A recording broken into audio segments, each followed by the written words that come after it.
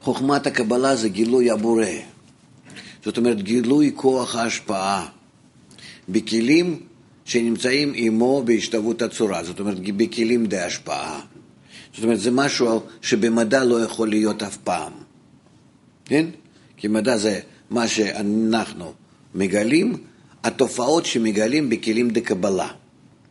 התופעות שאנחנו מגלים בכלים די השפעה, שמגלים בכלים די השפעה, הם נקראים חוכמת הקבלה. בכלים די השפעה אני מגלה כוח עליון. מנותק ממני, כי זה כלים די השפעה, אני יוצא מעצמי, מעל הרצון לקבל שלי. בצורה האובייקטיבית תופס את הכוח הזה, ומתחיל לחקור אותו, ללמוד אותו. לכן, מה שאני מגלה במדע הרגיל, זה רק תופעות שבתוכי. אמנם שנראה שהם נמצאים מחוץ עלי. כן? אבל זה השקר, כמו שבעל סולם מסביר לנו במכונה פוטוגרפית.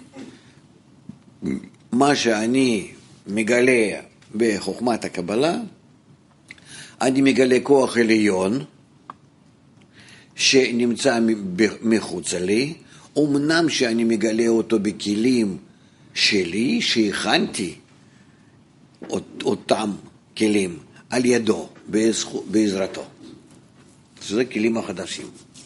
זהו. לכן, חוכמת הקבלה היא נמצאת מחוץ לי, היא חוכמה על הבורא, על הכוח העליון, על הכוח היחיד, שמנהל הכל כולל אותנו, אותי, כן? וזה ההבדל. ולכן, מטרת הבריאה והשגת הבורא, דבקות בו וכן הלאה, זה אותו דבר.